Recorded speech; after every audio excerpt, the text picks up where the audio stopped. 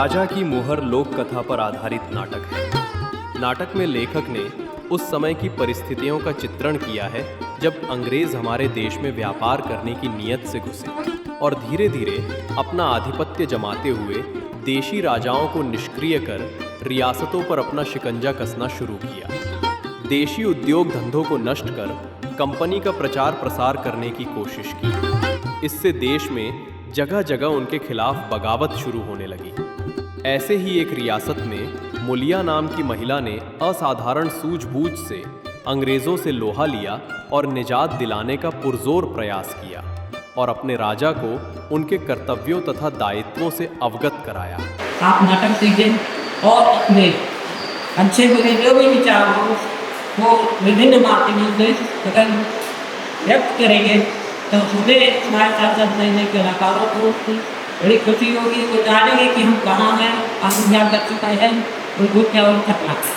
हम गाना शुरू कर पाए हैं। हमारे अजय अग्रवाल जी को हम कहते हैं कि वो नाटक शुरुआत करने की क्या है। आइए अजय। ये नाटक मैं पहले भी देख चुका हूँ, राजा की लोहर, और बहुत अच्छी प्रस्तुति पहले हुई थी। राकेश वर्मा जी की एक खास बात है कि वो हर बार जब भी कोई नाटक करते हैं तो कुछ नए कलाकारों को जरूर इंट्रोड्यूस करते। इस बार भी उन्होंने इस नाटक के एक दिन में रिहर्सल पे आया था तो कुछ नए कलाकार को इंट्रोड्यूस किया। ये बहुत अच्छी बात है कि कलाकारों को एक मंच मिल जाता। इस मंच के माध्यम से कलाकार यहीं से कितने कलाकार मैं जानता हूँ कि इस संस्था से, समयांतर संस्था से आगे गए हैं और काफ़ी ऊंचाई तक पहुँचे हैं, फिल्म टेलीविज़न तक भी पहुँची। राजा की मोहर अजीत पुष्कर जी का लिखा हुआ नाटक है, तो उनसे बहुत दोस्त थे और की स्मृति में आज ये नाटक किया जा रहा है और हम लोग चाहते हैं कि ज़्यादा समय न लेते हुए इस नाटक को हम लोग देखें तो ज़्यादा बेहतर होगा। समय प्रारंभ हो चुका है, वेब भी होना चाहिए। फिर भी सभी जितने भी लोग आए हुए सभी का मैं स्वागत करता हूँ। खासकर बधाई देता हूँ जो संस्था के अध्यक्ष सचिव जिन्होंने इतनी मेहनत से ये आज रूप प्रारूप को रूप दे दिया है। ये बहुत अच्छी बात है, हमारी शुभकामनाएं। और मैं यही कहना चाहूँगा जिससे कि इस नाटक को किया जाए समय को।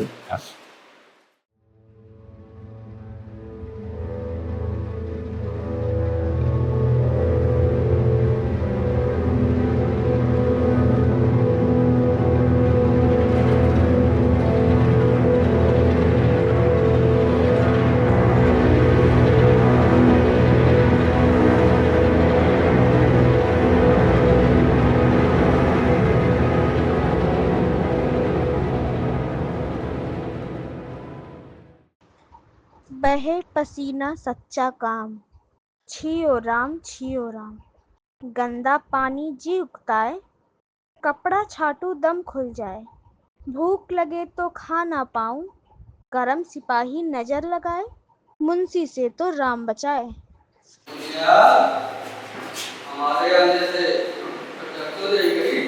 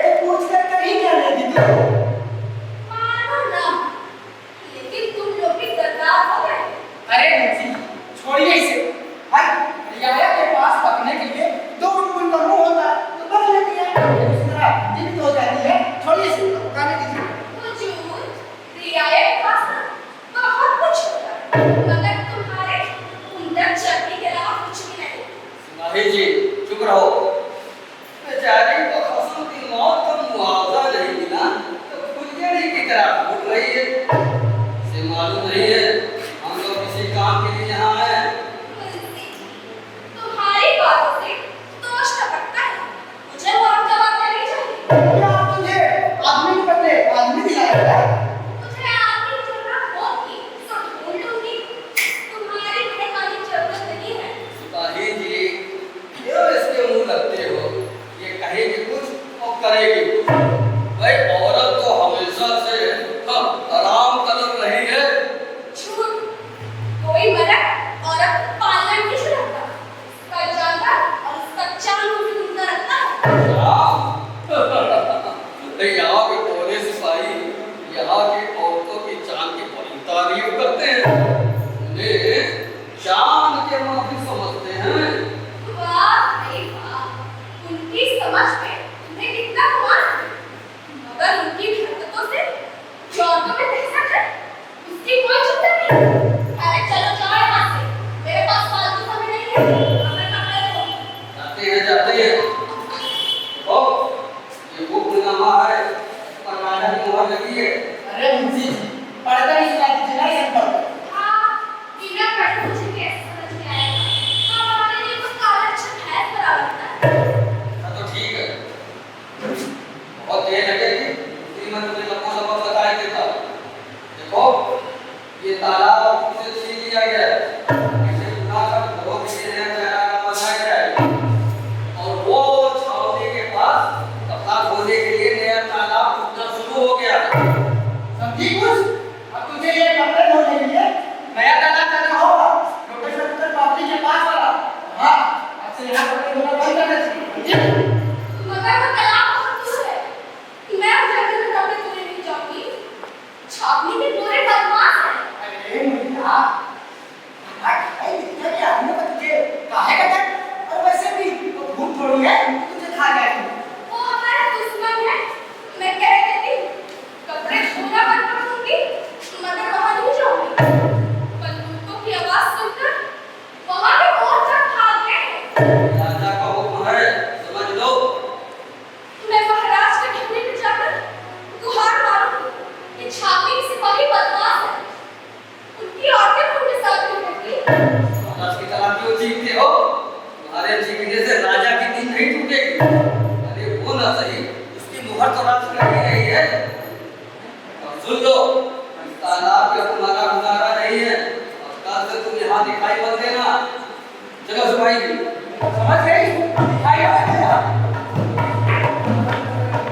एक बार अब रात चलाए, कुत्ते नोचे कौवे खाए। हाय बचाओ हाय क्या? किधर गए घूमती? अरे बाबूजी, क्या हो गया?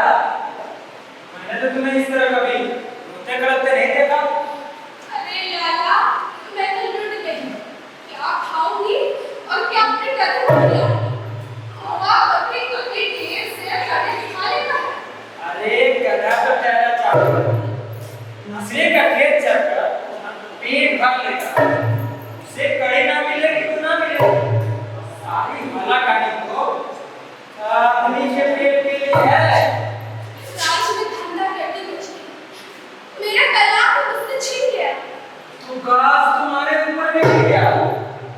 लाला, अब ये हरे हरे बुराई देखने को ना मिलेगी। कमर कट्टे खाने को तरस जाऊंगी। वो देखो, चारों तरफ सेना के घोड़े चल रहे हैं। तालाब बंजर बन के बंजर। अरे ना घोड़े है ना सोड़े। लगता है तेरा दिमाग फिर गया है। उधर तो सिर्फ तेरा गधा मुंह लटकाए खड़ा है। मुझे को घास भी नहीं मिली। यहाँ का राजा सो गया। अगर मैं वहाँ कपड़े धोने क्यों जा रही हूँ? मेरा चाप चाप हो रहा है। अरे कहाँ नहीं जाओगे कपड़े धोने? छापती की नए तालाब में। मैं मुंशी की चाल समझ गई। अरे मुंशी ने तो 4 दिन पहले मेरी जान से छिपा जो मछली पकड़ी सीधा छावनी भिजवा बोला अब यहाँ मछली मारने मत आना। अब कप्तान मैम के साथ यहाँ विहार करने आएगा और वो तुम जैसे गंदे लोगों को पसंद नहीं करता। उसकी ऐसी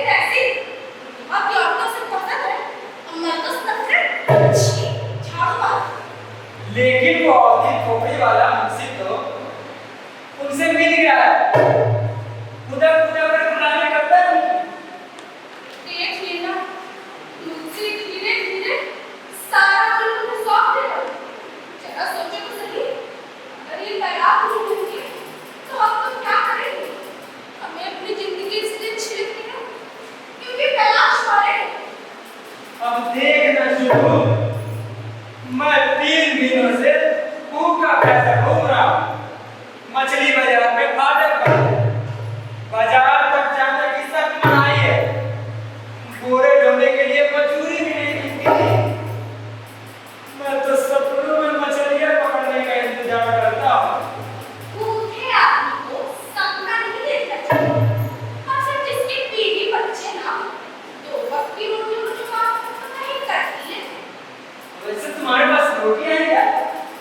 है, घर की मटकी में थोड़ा पिसान भी पड़ा है। 2-4 दिन रुक जाएंगे तो अगर फिर क्या होगा? मजदूरी तो मिलती नहीं। फिर गली गली भीख मांगेंगे। चला खाने से भरोसा उड़ गया तुझ पर। अरे मुझ पर कौन भरोसा करेगा? मैं तो दलितर कर लिएगा दलितर। मैं सोच रही, घरे आती, मेहनती, मेरे ठिकाने के साथ ही रहती। सबकी करने की तुम्हें मेरे खाने पीने का सारा जानना मर गया है। आप विश्वास करती हो तो जरूर करूंगा। गधे को घूमने तो जंगल में और तुम चलो मेरे साथ। चल घर में खाने को नहीं, अम्मा चली बुलाने। मैं भी चलूं तुम्हारे साथ। तुम चलो, किसान तो मेरे घर में है। पिसान है तो थोड़ा मसूर का दाल नहीं होगा। नहीं, चने का सूखा साग बनाओगी। चलेगा चलेगा। वैसे थोड़ा सा महुआ मेरे घर में भी पड़ा है। मैं तो खाया, फिर न मिलेगा। जंगल में पैमाई शुरू होने वाली है। हड्डियों में महुए की शराब डाली जाए। कंपनियां यहाँ के लोगों को शराब पिलाएगी, उल्टे वसूलेगी। अरे तुम तो अखबारन 20 की तरह पेपर क्यों लाती हो? मैं उतनी क्यों नहीं पहचानती? देख लेना, मेरा मन कहता है कि हो के रहेगा। जगह को बर्बाद करने का नया तरीका है। दादा, अगर तुम शराब पीकर नाली में गिरे, तो समझ लेना तेरी पेट नहीं फटेगी।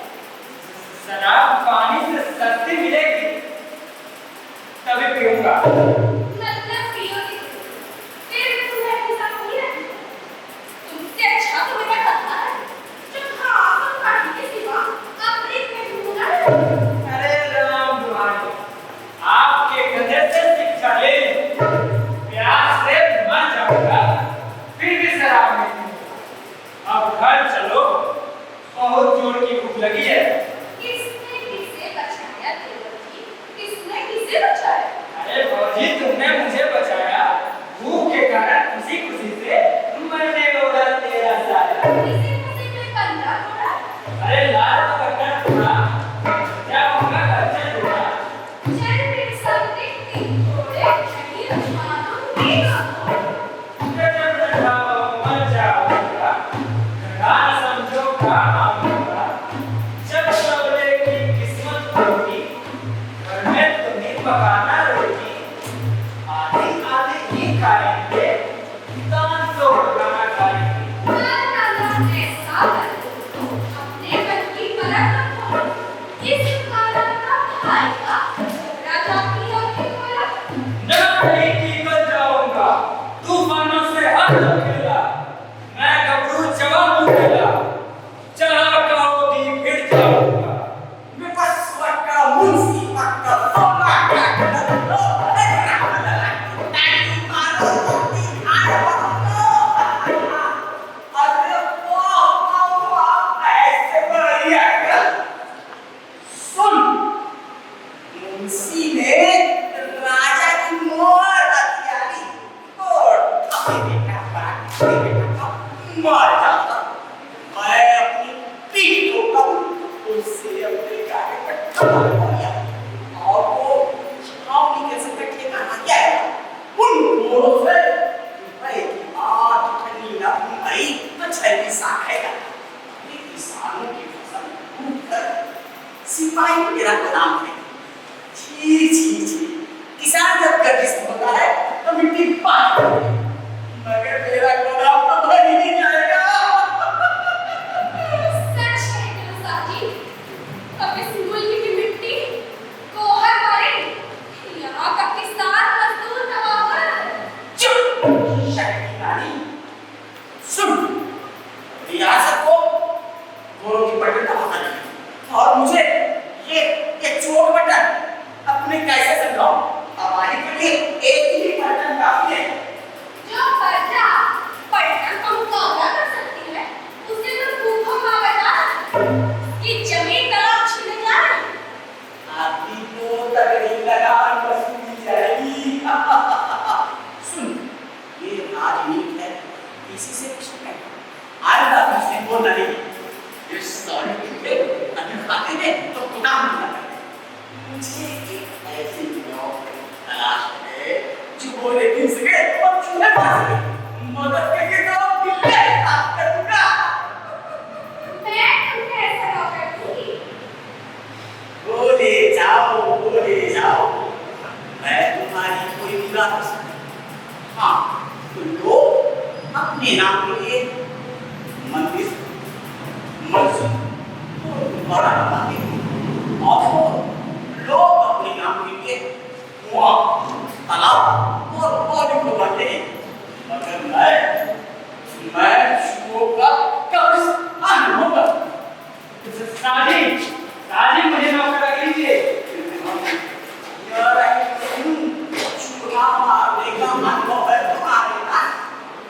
अनुभव तो नहीं है, पर मान लूंगा। चूल्हे मच्छर नहीं होते, मीट और रात मार ले। अरे चूहे शेर भी तो नहीं होते। शेर क्या बात है? चूहा वैसे तो दिखने में बड़ा डरपोक होता है, मगर जब मार खाना तो मोटा हो जाता है, तो चीते की नाली को लाम हटकर आंखों में आंखें डालकर एक दूसरे पर चढ़ाई करने को तैयार है। मगर बुद्धू है। अरे मौसम खराब होने की वजह से सुस्ती है ज्यादा सी, और शहर में तो भूख की महामारी फैलाई जा रही है। अबे भूख की महामारी से मुझे क्या? बहुत झूठ है, वही सारे महामारी फैलाते हैं। चूहे तो मैं मार दूंगा। देखो, मछलियां पानी के अंदर रहने के लिए बराबर रहती है। जब मैं पानी में डूबी मछलियों को पकड़ सकता हूँ, तो चूहे तो जमीन में होते हैं, और चूहे मछलियों से ज्यादा चिकना नहीं होते कि आंख में फिसल जाए। साजी, किसके घर में एक भी चूहा नहीं है? ना होगा, शर्तिया ना होगा, क्योंकि वसूली है, किसके कटन का ये किताब। तब तो इसे नौकर रखी हो। कहूँ आदमी है बेचारा, चूहे बिल्ली के साथ रहके सारी चलाकी सीख जाए। ना, मुझे चालाक नौकर नहीं चाहिए। अरे फौजी तो जिंदगी कर रही है, जिंदगी। मुझे चालाकी कभी नहीं आएगी। एक बार चूहे कान उतर ले तो भी नहीं आएगी। साजी, तब तो इसकी नौकरी पक्की ही कर दीजिए। ये बोरों की जगह चूहों से अपने कान खुलवाने लगे।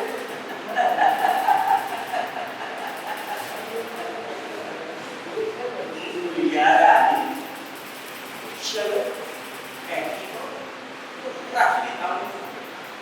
उसको मार है, कैसे सीधा मुंह पकड़ी? अरे तुम जाओ बाबा, यहाँ से जाओ।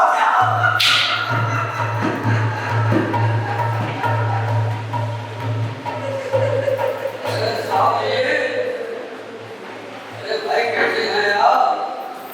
अरे वाह मुंशी जी, आपकी कसम से जीवन ही साफ हो गया।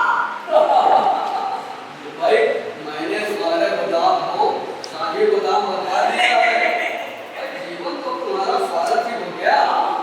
क्यों भाई करम सिपाही? साजी, सही कह रहे हैं मुंशी जी। मगर मुझे कुछ भी हो, जब किसानों से जबरदस्ती गन्ना वसूला जाने लगा, वो सब एकदम शुरू कर दिया।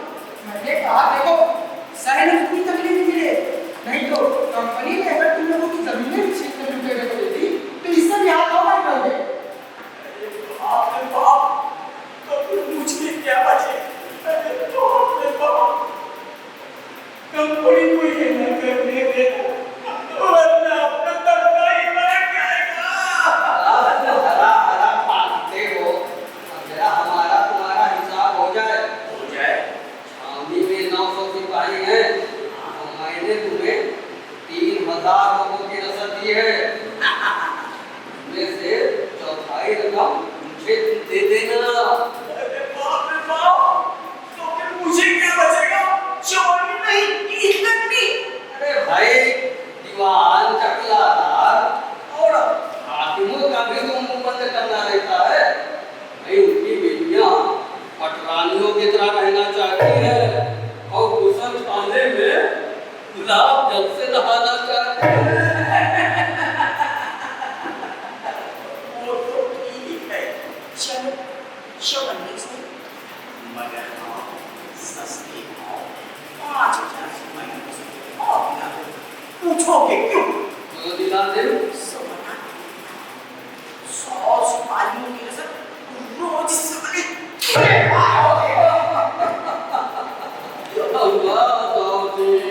बहुत होशियार हो। चलो ठीक है भाई, तब तक मैं आ जाना और मैं कागज पर मुहर लगा दूंगा। आज के लोग मदद करे तो काला धंधा करने का मजा ही है। चलो सिपाही एक भी ना मरा, कैसे मरे? सूरज के बारे में बात नहीं हो पाते हैं।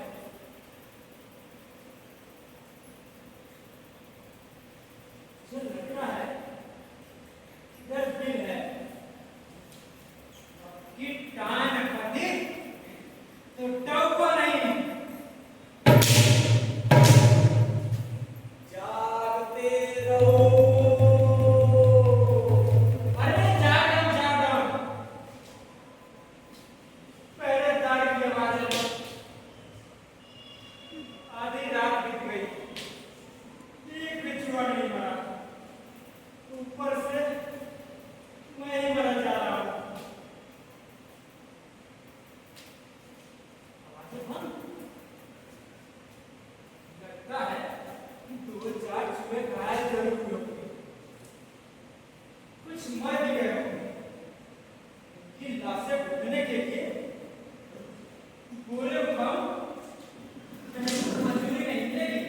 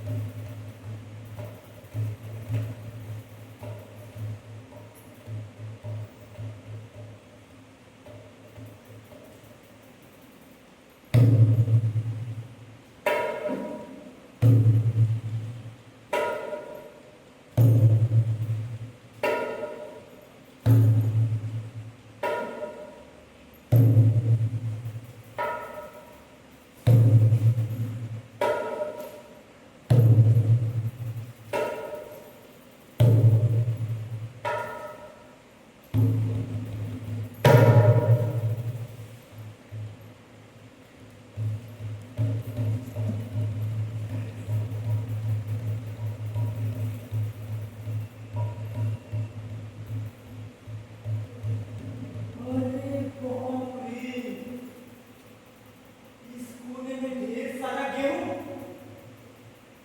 जी के लिए बांध लूं।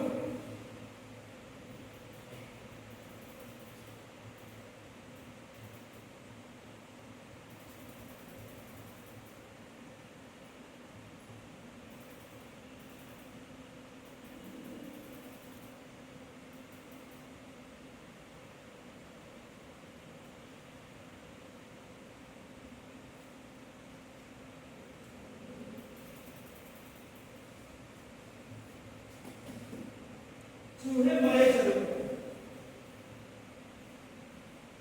बूढ़े उठाने ही पड़ेंगे।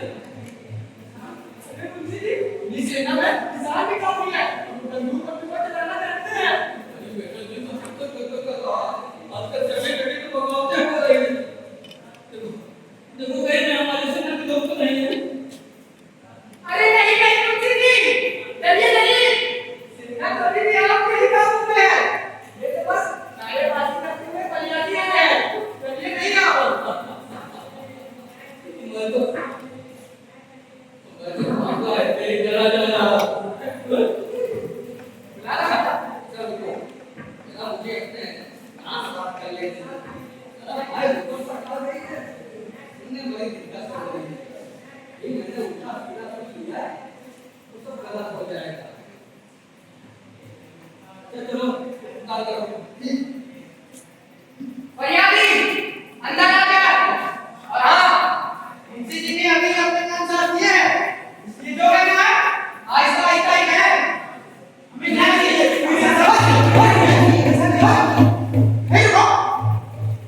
आदमी हो गए, हमें ना घर अपनी तरफ करते थे। ये जब हमें आदमी रहने के जाए तब तो कहता हूँ ये ध्यान को किस पर लगा रहे हो? अपने राजे की कायरी और तुम जैसे लोगों की गद्दारी पर। और क्योंकि आप लोग हमारी तकलीफें सहेंगे नहीं। अरे ठीक, अभी क्या कहा? क्या जी जी ने अभी तो अपने कान साफ किए हैं, तो जो कहना है सुन मत करो, कहो तो कहना। ये सब तो तब जब दिल सब मजा आपने तब दिल की पहचान ही भूल गए। ऐसा कहोगे तो मरिया देख दे। क्यों दिस हाँ? अरे इस तब के ऊपर में कोशिश क्या है? जो कुछ कहना है काजे काजू में रहकर बोलो। जी ये कंपनी हमारे साथ कुछ नहीं कर रही है भैया। वो कंपनी वाले जाने ना, लेकिन वो क्या है हमारे घरों के सारे करके उधार दिए गए हैं। अच्छा तो ये तू करके तुम कितना कमा लेते हो? अरे हम इतना कमा लेते हैं कि हमारे कुटुंब आराम से रहते हैं। तो कंपनी का काम करो और धनी बनो, यही तो वो चाहती है। उसके काम का ठेका लो और क्या अरे यार तो जरूरी नहीं तुम जी। ये देश का मान देश है, आज नहीं कल में भी बढ़ जाएगी, इसलिए हम लोग पैसे नहीं छोड़ना चाहते। और हाँ काम के लिए पूरा किया जाए, का ये फायदा उठा रही है। भैया फायदा उठाती है तो उठाती है। उससे तुम आपको तुमसे भी मेहनत नहीं करती भाई। तुम मेहनत नहीं करोगे तो क्या राजा मेहनत करेगा? अगर ऐसा कहोगे तो तुम सेना में सिपाही नहीं रह पाओगे। तो मेरा कहना मानो तो अंग्रेज दलालों के लिए काम करो, नहीं तो तुम्हारे कार्यक्रम की इज्जत नहीं पाएंगे। कैसे नहीं करेंगे? सिर्फ मेरी नजर करेंगे। हमारे ग्राहकों को हमारे हाथ का बना कपड़ा पसंद है, हमारे दूध होता है, उनके शरीर में रास आता है। अच्छा तो तुम लोग अपना धंधा करो। हाँ जरा फिर तो कहो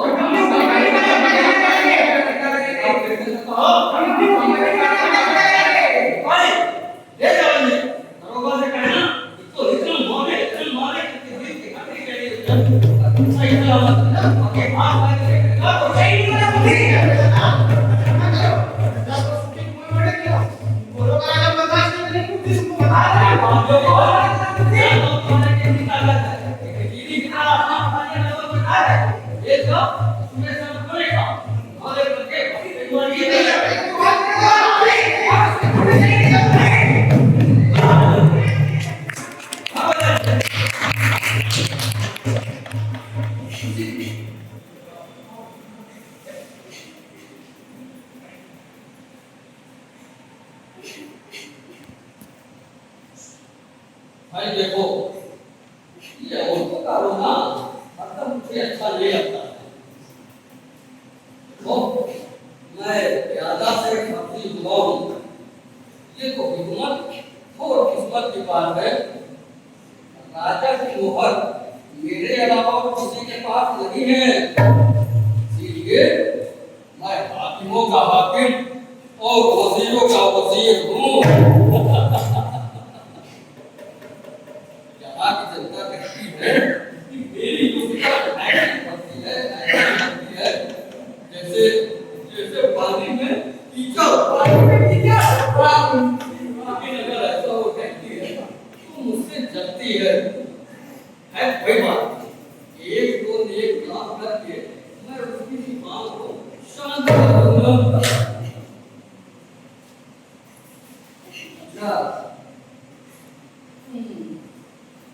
ये बताओ जापान के सामने सियाही की तरह निकल रही थी, वैसे तुम मेरे सामने सर ढकती हो, तुम्हारी ये हाथ है बुराई देख के तो मालूम पड़ता है तुम्हारा मरना एक दिन जान के टुकड़े की तरह होगा। ये बताओ ये क्या तुम्हें के गीता में दिखाई दे रहा हूँ? इसको दिखाई दे रहा हूँ। देखो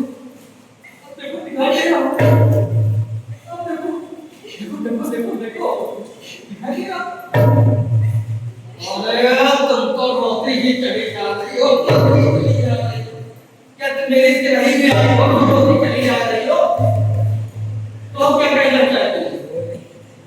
बोलो क्या कहना है?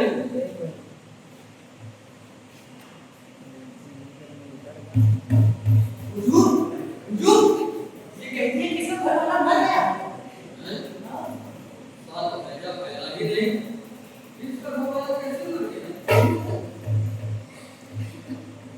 तुम्हारा घर वाला मर गया तो तुम हंस रही हो?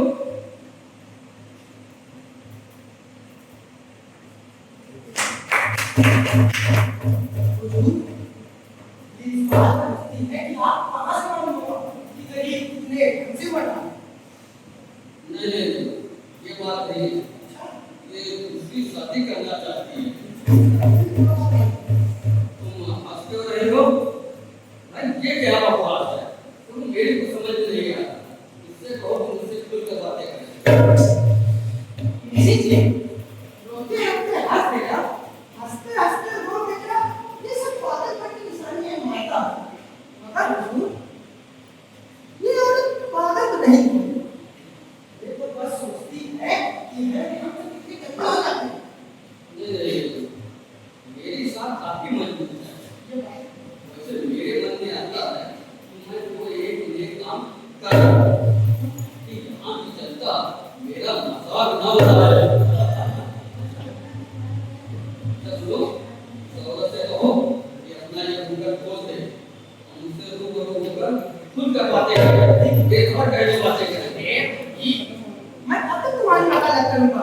हाँ जो कहना है सीधी से साफ साफ कहो और अपना ये घूंघट खोल दो। बोलो बोलो। इसी तरह मैं अपने आदमी का दुख भूल गई। मगर जैसे ब्याह हुआ कि लगान के लिए मैंने अपने इकलौते बेटे को आश्रम में भेज दिया। मुझे मेरा बेटा ही रह गया। मुझे उसकी बहुत याद आई। जब मेरा प्रेम मरता है तो रोने लगती हूँ और अत्याचार के बारे में सोचती हूँ तो हंसी आती है। ये तुम्हारे बेटे को जमींदार को अब आप उसने बंगला चढ़ाता है। आने में उसे फांसी देती देती तो बीमार पड़ जाएगा। भाई बीमार तो हमारे घर में भी पड़ जाता। मैं अपने प्यार से उसे ठीक कर लूंगा। उसमें मेरा खून रहता है। मैं जानती हूँ उसके शरीर के लिए कौन से बहु है। अरे वाह, भाई बड़ी अच्छी माँ हो तुम। पर ये पालन पोषण के लिए मेरे बेटे को मेरे पास रहना चाहिए। अब उसे वहाँ बंधुआ बना दिया गया। ना हो तो मुझे भी वहाँ बंधुआ बना दिया जाए। चलो इसी खुशी में मैं तुम्हें आज तुम्हारे घर देता हूँ। आज मैं ले जाके क्या करूँ? वहाँ मेरा बेटा नहीं है। वहाँ बड़ा होगा तो मैं उसकी शादी करूँगी। मैं इतनी बड़े से सुंदर बहू लाऊंगी जो काम काज में मेरा हाथ बटाएगी। गलत गलत गलत। हाँ जब तेरा बेटा ही बिक गया है तो मुझे ही इसका बहू पर भी कोई अधिकार ना होगा। ये औरतें तो इतना अधिकार नहीं समझती। यह अन्याय है। मुझे बिना को सजा दो। सजा देना होगा, मैं तुम्हें सजा दूंगा। तुम्हें नाक से रखने की जो तमीज नहीं है, तुम क्या सजा दोगे? क्या कहा? तुम बेटीना नहीं है? हाँ, नहीं है। गौर से देखो। तुम्हारे कहने से तुम झूठ बोल रही हो। लेकिन अब उसी में नहीं करती है। मगर हुजूर एक बात तो ये आप सच है। देखिए चाहे लड़का हो या आदमी, उसकी जो माँ का फैसला है ना वो हमेशा जनता ही करती रही। समझ लीजिए। ये बात है। अब तो मुझे अपनी नाक की फिक्र करनी पड़ेगी। ऐसा करते हैं, मैं इसको उनके पर तो बैठा देता हूँ। तब ये खुशी खुशी मेरी नाक की तारीफ करने लगेगी। अरे तो मुंशी जी कुछ काम में देर आएगी। आप कर दीजिए मेरे काम की शुरुआत। चलो ठीक है। चलो अब तुम रोना बंद करो और खुश हो जाओ। तो मैं इस कागज पर ये मन दस्तखत कर देता हूँ। ठीक है, और मैं इस पर ये मोहर भी लगा देता हूँ।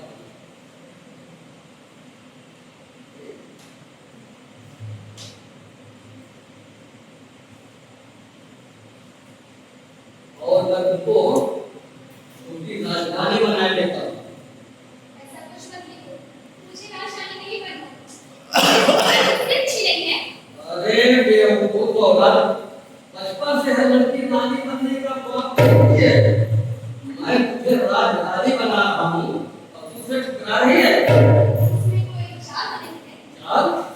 है बहुत बड़ी चाल। देखो बड़ी रानी का रुझान कंपनी की तरफ हो गया और राजा को ये शक है कि उन्हें शहर देकर मार गया। मैं ये चाहता हूँ कि तुम राजा के दिल से ये शक निकालो। कंपनी राजमहल में पहुंच गई। मंत्री जी, मुझे राजमहल पहुंचा दीजिए, मैं तैयार हूं। ये लो, तब ठीक है। लेकिन हाँ, राजा को खुश करके कोई वरदान न मांग लेना। मेरी मांगों से दो वक्त की रोटी के अलावा कुछ और चाहिए ही क्या? रोटी? अरे मैं तो कहता हूँ कि तुम दिमाग पर खाओ मत पूरा। लेकिन हाँ, बड़ी रानी के खिलाफ कोई बगावत मत करना, नहीं तो ये देखो, ये मुहर मेरे पास है। मोहर बगैर कोई बादशाह अपनी बात का हक साबित नहीं कर सकता। इसीलिए तो इसकी ताकत का कमाल चारों तरफ दिखाई दे रहा है। मेरी तो किस्मत खुल गई, मैं तो जाऊंगी। जी, गाढ़े दिनों में मैंने तुम्हें चोरी कर करके खिलाया है। अभी चोरी करके मैं तुम्हारे पेट भरूंगा। जरा सोचो, तुम्हारे बगैर तो मैं गुलाम नहीं रह जाऊंगा। यह तुम्हें कभी नहीं भूल सकती। मैं जानती हूँ तुम चोर नहीं, एक नेक इंसान हो। कंठी माला वाला उपदेश मुझे मत दो। मेरा पेट कोठीला है और मुझे अन्न के सिवा कुछ सुझाई नहीं देता। सुना है राजा के रसोइये में छावनी के सिपाहियों के लिए ढेर सारा खाना बनता है। ना हो चूल्हा फूकने की नौकरी दिलवा दो। पेट की आंच से चूल्हे की आंच कमजोर होती है। मगर मैं तुम्हें अंदर कैसे ले जाऊंगी? डिलीवरी उठाए, पैरों के नीचे लेकर मैं खुद से जाती हूँ। अरे अब तुम तो कहेगा डर, वो तो तुम्हें झुककर सलाम करेंगे। साथ ले लो मुझे, कामयाब में तुम्हारे। राजा के डॉक्टर भी जरूरी होते हैं। अरे बोल भौजी, अब बेवड़ी दिखने लगी। अरे तुम तो समझते हो जैसे मैं कभी की आग कर जा रही हूँ। अगर तुम नरक में जा रहे हो तब भी मुझे चलना है तो चलना। नहीं मानती तो चलो, मेरे पीछे पीछे सिर झुका के। अरे अरे अरे अरे अरे जी, किले से पौड़ियों में से धक्का मार के फेंक देंगे। क्या चाहती हो? शरीर का मांस तो खत्म हो गया है, तो कम से कम हड्डियां तो बची रहने दो। फिर तुम सोचती हो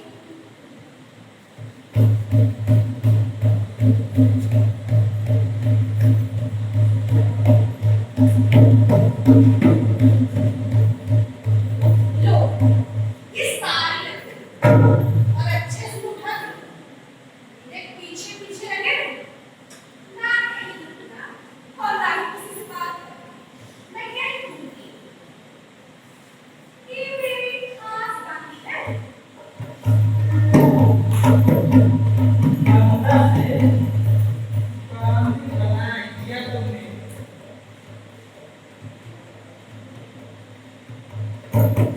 ये से लगे।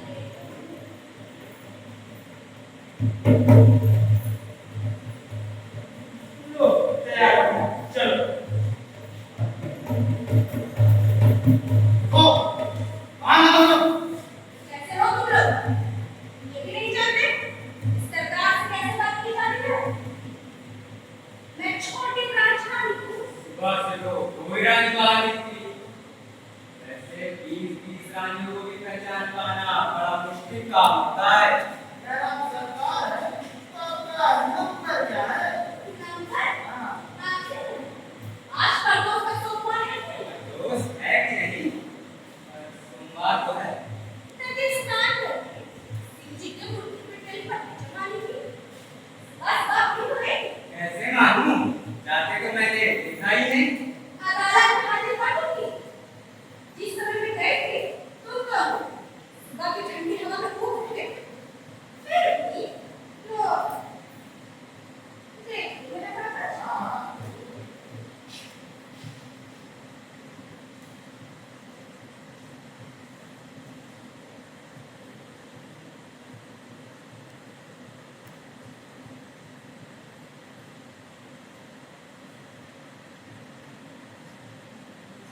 ये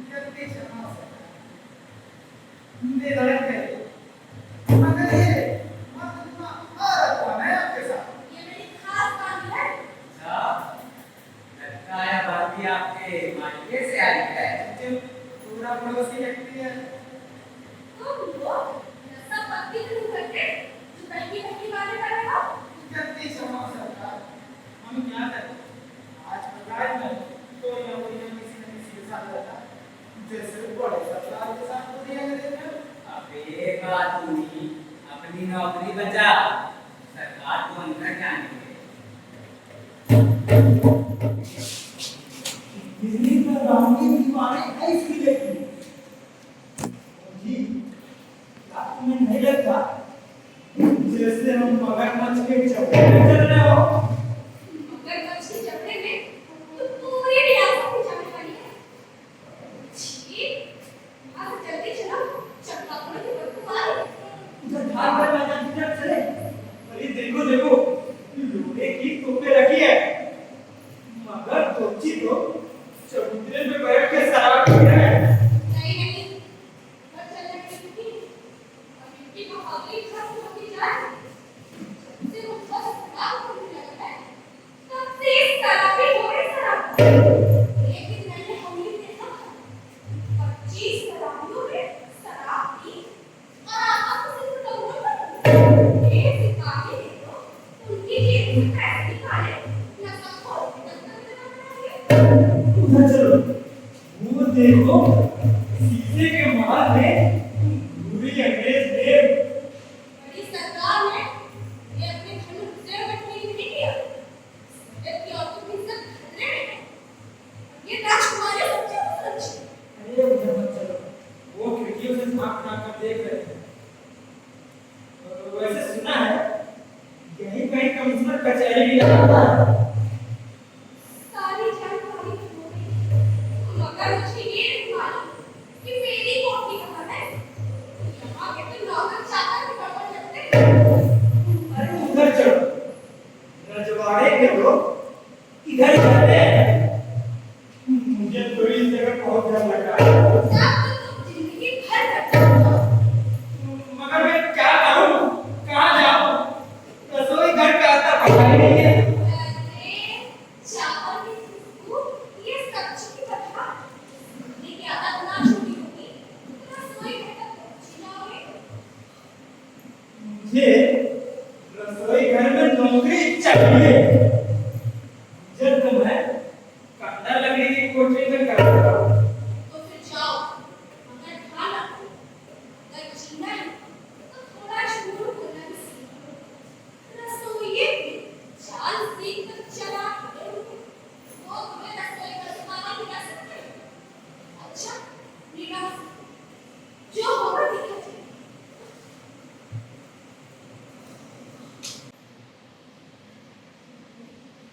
ये क्या?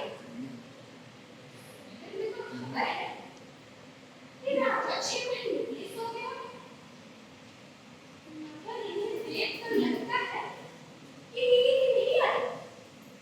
बहुत परेशान दिखाई देते हैं। कौन है? कौन है? तो मेरी आजादी छीन रहा। आपको मेरा जुहार है। मैं बड़ी रानी के घर बेटी को नहीं मिलता। जय मेरी महाराज, मैं तो बड़ी रानी को जानती हूँ। तू मधुरी रानी होगी। नहीं महाराज, मैं रानी नहीं, वाणी हूँ वाणी। झूठ मत बोलो। रानी होके अपने आप को वाणी तो बोलती है। महाराज, औरत तो वाणी ही होती है, चाहे वो राजमहल की रानी हो या किसी गली की भिखारी। अगर आपके क्या सब हर पहला यह पर राजा हो गया। लगता है कि तुम मेरे राज के बारे में बहुत कुछ जानती हो।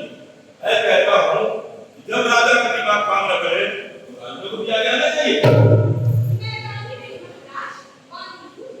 लगता है कि तुम्हें रानी होना चाहिए। मुझे ऐसा भी एहसास होता है कि मैं तुमसे बात कर सकता हूँ, मगर सच सच का तुम पहले भी नहीं आई। महाराज, मुझे लगता है कि आपको पहले जन्म दिया जा चुका है। बड़ी जानकार हो। ऐसा मेरे साथ हुआ है। मैं कई दिनों तक सोचते रहो। सेकंड में तो खबर है कि आप 6 महीने तक सोते हैं। तुम सहने कब गई थी? अब की बात आप मुझे साथ ले चलो। आप अपने चलिए फौज पापड़ के साथ हाथियों पे बैठ के घूमिए। नहीं चल सकता, मैं किसी भूख नहीं दे सकता, क्योंकि कोई आदमी गरीब होना नहीं चाहता, और मेरा मन होता है कि मैं गरीब हो जाऊं। ऐसा ना कहिए महाराज, आपके मुंह से ये बात छिपी है। गरीबों की जिंदगी भी अल्लाह को जिंदगी होती है। देखो, गरीब कितना होता है कोई संतोष नहीं करता, वो अपनी दुर्दशा में करता है और असल जिंदगी का मजा लेता है। मेरा मन होता है कि मैं लोगों को गिर जाऊं और दस हजार निकालूं। मगर कहना आपके साथ मिलना चाहिए था। वो तो अब आपसे नफरत कर रही है, नफरत। अरे मेरी प्यारी तो उससे नफरत करने लगी, ऐसा क्यों? बताओ सही। ये तो बात बताओ। अगर इसके पहले आप मुझे वचन दीजिए। या आप सुन लीजिए, तो बताओ। तो सुनिए, राज के है बोले आजादी का वीर का पिता जब छावनी करते तो उनकी सारंगी तोड़ दी गई। उनकी दाढ़ियां उखाड़ने की कोशिश की गई है। ये हमारे राज के हकूमत के साथ ऐसी है, ये हमारे आन-बान पर हमला है। और देखो, न जाने कब से आपकी आन-बान पर हमले से गुजर रहा है। मुझे और भी हुआ क्या? अब और किस तरह से बचकर बाजार हाथ जाने की चाहती है। कलियों के लिए जवान नहीं और ना ही गीत का कोई। मुझे डर लगा रहता है कि कहीं कमजोर नहीं भेज दिया जाए। अरे कौन भेजता है? हाँ तो बताओ। नाम भी बता दूंगी महाराज। जरा धीरज से काटे। सोचिए, सारा अपना मंजर है। ना उसमें कमल खिलेगी और ना ही कुंडली। ना दशहरे की दिन थी, मछलियों की दर्शन न कर पाएगी। भीमर बना पाते हैं। रियासत से मखाने को रोजगार खत्म हुआ। ये सब कौन कर रहा है? मैंने तो कुछ किया ही नहीं। करे या ना करे महाराज, अपराधी को और भी जल्दी चाहिए। सोचिए, जमीनें छीन ली। लोग लगान नहीं दिखाते तो उन्हें बिगड़ जाता है। महाराज, एक गरीब औरत ने तो अपनी जमीन बचाने के लिए कपुआर बच्चे को बेच दिया। अब वो उस खेत का अन्न खाती है तो उसे क्या हो जाता है? और सुनिए, रियासत के पूरब में अकाल पड़ा, मगर जनता पानी पीने के लिए कुआं नहीं खोल सकती।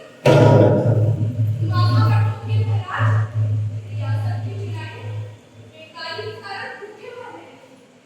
उनका सूद मुफ्त में छीन लिया जाएगा, सड़कें तोड़ दिए जा रहे हैं। वो बहुत नाराज है। बस मेरे कान फट गए। ये सब कौन कर रहा है? आपकी मोहर ये देखिए, आपकी मोहर ने मुझे नाचवाई है कि महाराज मैं एक गरीब कपड़ा धुलने लगी है। महाराज, जो कह रही हूँ आपको देखी बात नहीं है। मुझे नाचवाई होने का कोई शौक नहीं। मुझे लगता है कि एक दिन आपकी मोहर आपको कैद में डाल देगी। मुझे डर लग रहा है कि उम्र मुझे गिरा दो, मैं जल्दियों की जिंदगी भी नहीं दे सकता और चक्की की कुर्सी नहीं पकड़ सकता। मगर आप झेलिए, सैकड़ों दिन में चक्की की है। राजा जो था, मखमल की गद्दियों में बैठकर लोगों को सजा देते आ रहा है। ये असल तो कोई पहचान नहीं है, मगर मैं तुम्हारे हाथ जोड़ता हूँ, तुम मुझे दिखा दो। एक शर्त पर महाराज, राजा होने के नाते उदार भी होता है। आप तो तुम्हारी सारी शर्तें मंजूर करता।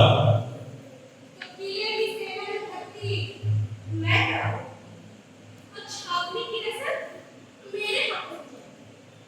मोहर के बूते पर मनमानी करने वालों को मैं सजा दूंगा। अभी तो सिर्फ 3 हुए हैं, तो और कहो। तो सर तो भारी महाराज। बड़ा मजा है तारीफ सुनकर।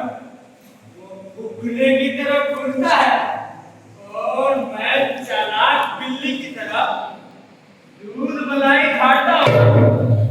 काला सुराख और चिन्नावर चावल खा खा करके मेरे पेट की उजरी पड़ गई।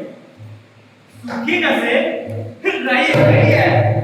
तुम जैसे लोग जरा से जोक की तरह फूल कर सुस्त हो जाते हैं। अरे राम दुलार भोजी राम दुलार, आजकल मैं परम सुखी इंसान हूँ। चाहूँ तो शादी कर लूँ। फूल क्या करना? पेटू की तरह बस अपने पर छिपने लगे। अरे मैं कहती हूँ, गरीब होने का मतलब काया हो जाना नहीं होता। अरे ना, तुम हुकुम तो करो, मैं कायर नहीं हूँ। सुनो, मैं महाराज को लेकर आई। अरे उन्हें कैसे जगाया तुमने? उन्हें जगाने की जरूरत नहीं पड़ेगी। उसने तो रात में भी नींद नहीं आती। इस सोने की अफवाह गलत है। वो मुझसे है ना, मुझसे उसी ने राजा को ऊपर चुराई है। कहो तो मैं उस मुंशी से मोहर को चुरा लाऊं। तो तुम्हें राजा मारा मार कर देगी। वो अपने मोहर के लिए बहुत पीछे है। उस तक कोई खबर भी नहीं पहुंचेगा। अरे खूब याद दिलाई। मैं कमिश्नर कचहरी के पीछे एक दिन जंगल जलेबी खा रहा था।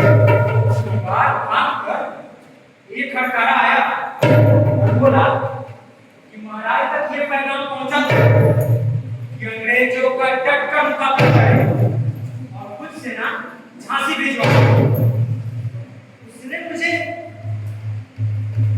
ये लिफाफा दिया। बोला महारानी का पैगाम है, यहाँ के अफसर बेईमान हैं, इसलिए ये काम तुम करो।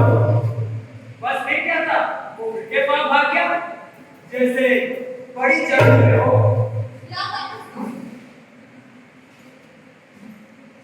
तुम नहीं जानते, रानी के लिए रियासत के लोग काम कर रहे हैं। हमें भी कुछ करना चाहिए। मैं सोच रहा हूँ चोरी से ही अपना काम शुरू करो। चिंता मत करो, 2-4 दिनों में ही मोहर तुम्हारे हाथ में होगी। मुझे लगता है एक नियति से चोरी की जा सकती है। क्यों नहीं? अब तो तुम्हारे सर के लिए हिरनी से फुर्तियां नहीं। चलो, इस सात समुद्र पार से आए ये अंग्रेज व्यापारी सब दरिद्र होंगे। रियासत से 1 लाख रुपए का तो मांगते हैं, और वो भी तो चांदी का रुपया। एक घोड़े में लगेगा तो लोग जान जाएंगे। भाई इन्हें क्या मालूम कि हमारे खजाने में काले सांपों का पहरा है। भाई लक्ष्मी बाहर को जाने से वो डरती है। अरे मुंशी, तुम तब के बाद में हो। कौन है? अरे पहले लड़के तो मुंशी, तो रेजा ठंडा कर दीजिए। ये तो कौन है? कौन मेरा सगा वाला? ये हम मेरे साले रिश्तेदार मुझसे किसके हुए हैं? अरे वो चलते हमने तुम्हारी तरक्की देखकर मैं तो तुम्हारी हरकतों का कायल हूँ। एक दफे मुझे समझ नहीं लगती गले मिलते हुए। अरे ऐसा बोलते हो जैसे जैसे मैंने तुम्हारा बड़ा काट दिया हो। अब इतने बड़े आदमी हो गए हो, इतने बड़े आदमी हो गए हो कि हमारा प्यारा प्यारा नहीं करता। देखो क्या पाकर मेरा गला काटेगा। तुलसी और चिन्नावर को चालों खा कर दिया। नहीं, वो मेरा मतलब है, अरे तुम्हारे रिश्ते के आगे तो मैं अपना मतलब ही भूल गया। अबे जवान, हाँ मैं देखूंगा। देख आप हो गया है तू, हम बोल गया था। ये मैंने कितना खुदा। यही खराब बात करते हो मुंशी। पता नहीं मेरी मौत से तुम्हारा क्या सरोकार है। अरे तेरे जिंदा रहने से मुझे क्या, लेकिन ये बता कि तू था कहाँ? अरे देखते नहीं शरीर की खुशी। मेहमानी चले गया था, मेहमानी जरूर बेगार के लिए बुलाया होगा तुमने। अबे बेगार के लिए नहीं, ये तेरी खाल फेरने के लिए बुलाया था। हाल देने के लिए। हाँ। अरे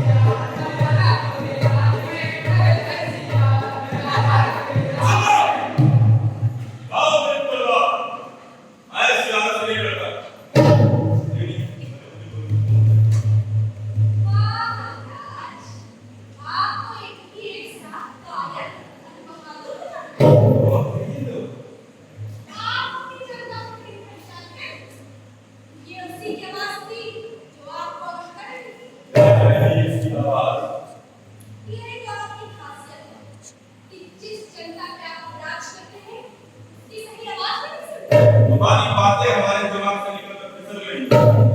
यदि मोहर मुझे दिला दो, बदले में मैं तुम्हें महाराज, आपने वचन खाया, मैं हीरे के अंगूठी से बात की कर जागा। मांगे मांगो, मुझे तो सिर्फ अपनी मोहर चाहिए। एक वचन ये कि आज मुझे रानी की तरफ बोली ले जाए। बोलो बोलो, रानियां वैसे भी बोलने में कंजूसी करती है। या सब को खतरे से बचाने के लिए जरूरी कि अपनी सेना मजबूत की जाए। मैं महाराज की ओर से यह हुक्म देती हूँ कि जिन जुलाहों पर रोजगार खत्म हो गया है, उन्हें फौज में तुरंत भर्ती कर लिया जाए। देख लिया, और बदलू। किसानों की खेती के लिए चारा दाम होते हैं और उनसे कम से कम 5 साल तक लगाना ही है। देख लिया, जरूर है। फिर लिखिए, रसद कहा कि दौलत बढ़ाया जाता है। मगर उसे ये हुक्म दिया जाता है कि अन्न का एक दाना भी छाती नहीं जाना चाहिए। देख तो बताओ। जब दोनों की सेना छाती की तरफ, तो हमारी सेना नरेश्वर मैदान में उसका मुकाबला करेगी। अंग्रेजों की मदद करने वाला रख दिया जाता है। देख लिया, मंजूर है।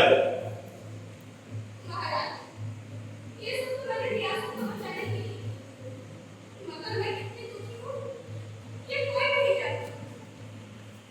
हम तुम्हारे दुख के लिए एक वचन और देते हैं। बस तो सही। महाराज, मेरे एक ही भाई को, जो सुख दुख में मेरा साथ देता था, वो भूख से मर गया। मैं इस महल के बाहर जाकर उसका मुंह भी नहीं देख सकती। हाय बेटा भैया, रो नहीं, बहुत खूबसूरत सपना बना है। अरे सुनो सुनो भैया, तुम्हारा मकबरा बन रहा है। तुम्हें शहीद बनाने की कोशिश हो रही है। जबकि तुम सिर्फ भूख से मरे। तुम्हें कहीं कितनी अच्छी लगती थी, पर तो तुम्हारा कस्बा है। निकलने के अंदर ईश्वर और बच्चे की कमी नहीं है। कहावत करके बता देते हैं, उसकी आत्मा तृप्त हो जाए। नहीं महाराज, उसकी आत्मा तृप्त नहीं होगी। लिखिए, उसकी आत्मा के लिए कुछ भी करने को तैयार है। वो बात सही। महाराज की ओर से यह हुक्म दिया जाता है कि परसों 10 के दिन नदी किनारे मुंशी जी अपना सिर मुंडवाएंगे। मंजूर है। लाइए महाराज सारे कागज।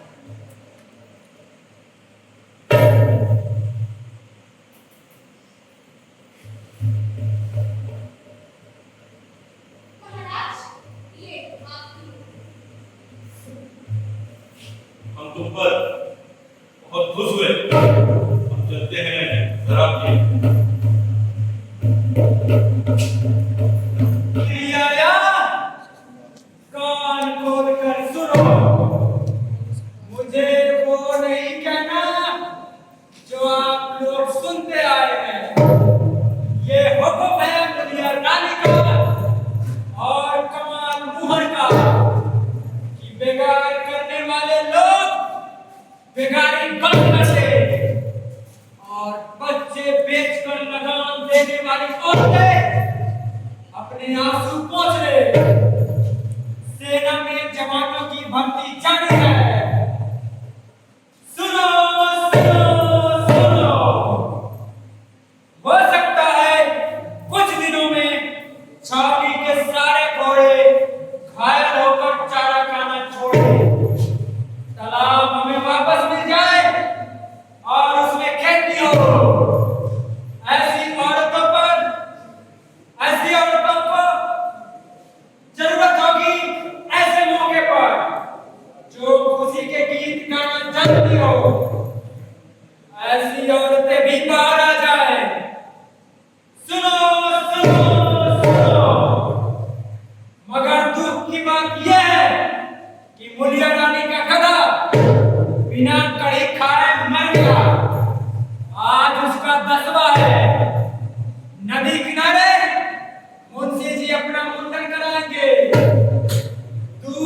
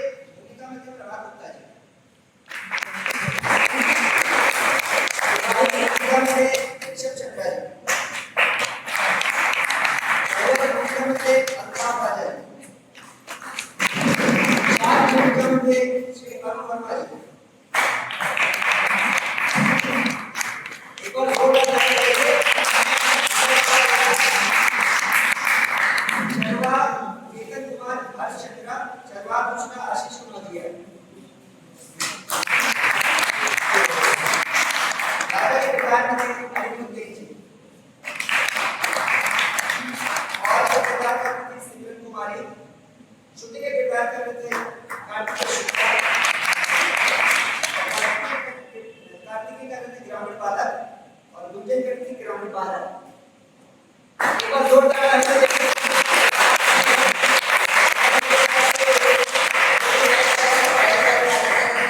एक बार ताली बनती है। और मंच के पीछे जो थे प्रकाश परिकल्पना अशोक श्रीवास्तव जी का था। मंच निर्माण कलाकार एवं सहयोगी रूप संचार किया था संजय चौधरी जी ने। वस्त्र विन्यास सिमरन सोनाजी आशीष और संगीत का आशीष कुमार जी का। परामर्श नरेश श्रीवास्तव जी, अजय अग्रवाल जी। इस नाटक के लेखक थे श्री अजीत पुष्कर जी और प्रस्तुति श्रीमती समयांतर और अलीमुद्दीन। बहुत बहुत धन्यवाद। नाटक का निर्देशन किया था श्री राकेश शर्मा जी। एक बार और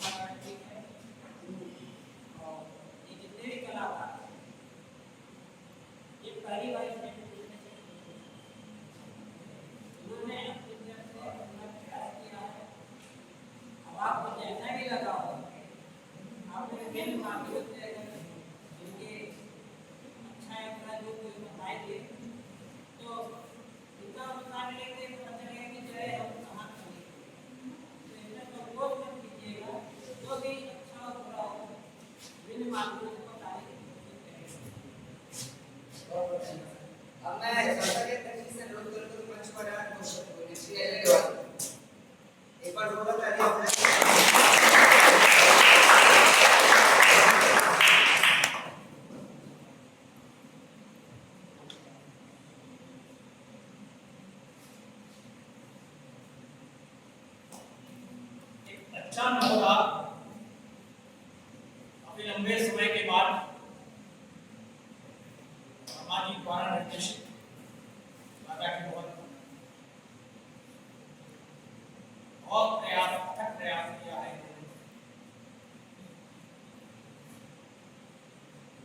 इनको देख करके हम लोगों को लगता है कि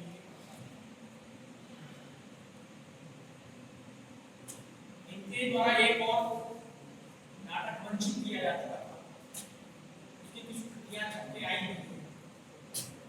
मैं चाहता हूं हिंदवासी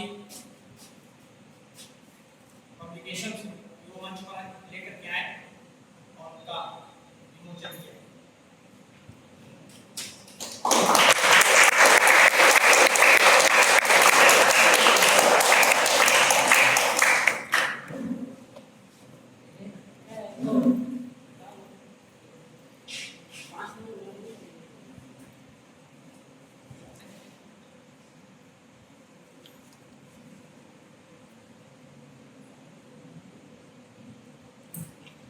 आपसे परिचित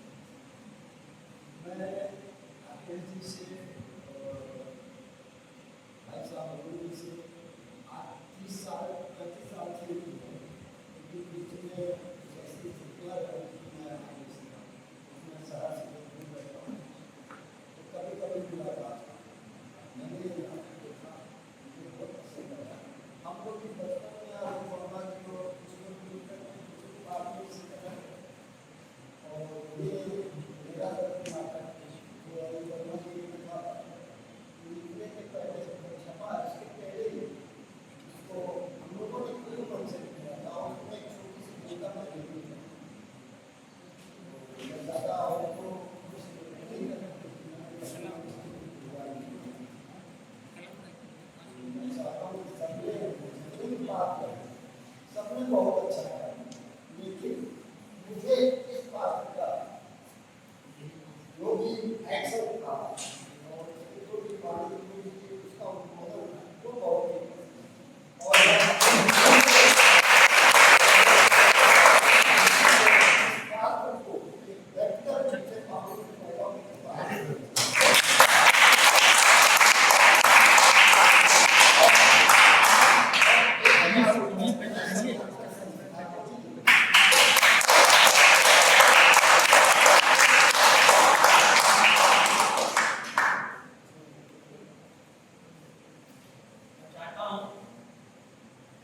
मंच के बड़े संस्था के जो हमारे सहयोगी वरिष्ठ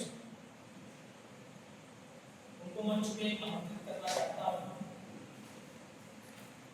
धीरेन्द्र श्रीवास्तव जी,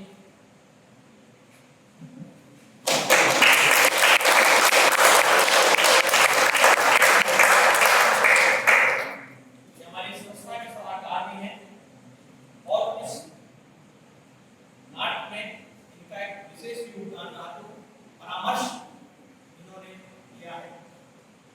इसके बाद बुलाना चाहते हैं राकेश श्रीवास्तव जी को।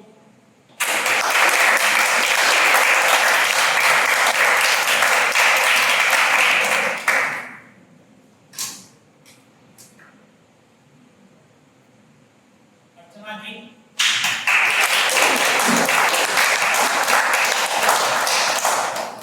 राम राम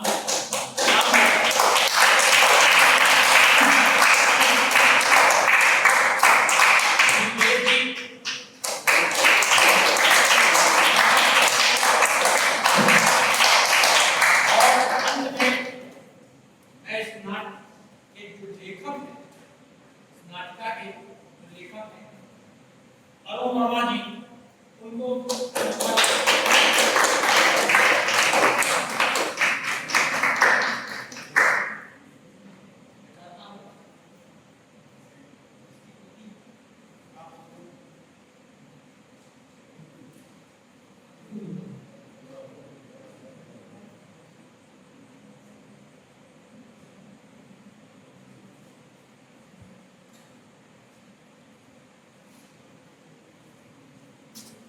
एक बार जोरदार ताली हो जाए।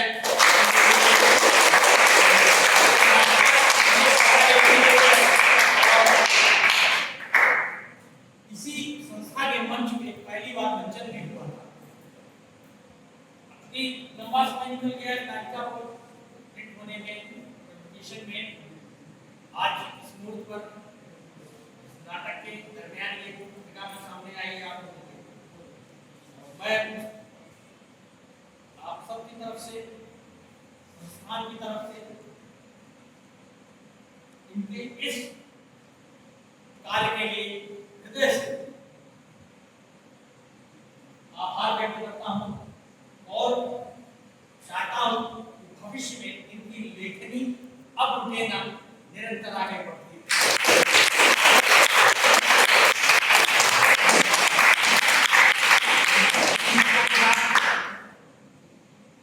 मैं आप सबका आभार व्यक्त करता हूं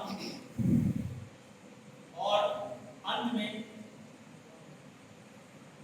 नाटक के डायरेक्टर राकेश वर्मा जी, जो हमारे गुरु भी हैं, मैं चाहता हूं मंच में आए और दो शब्द धन्यवाद के कहें ताकि आयोजन का समापन किया जाए।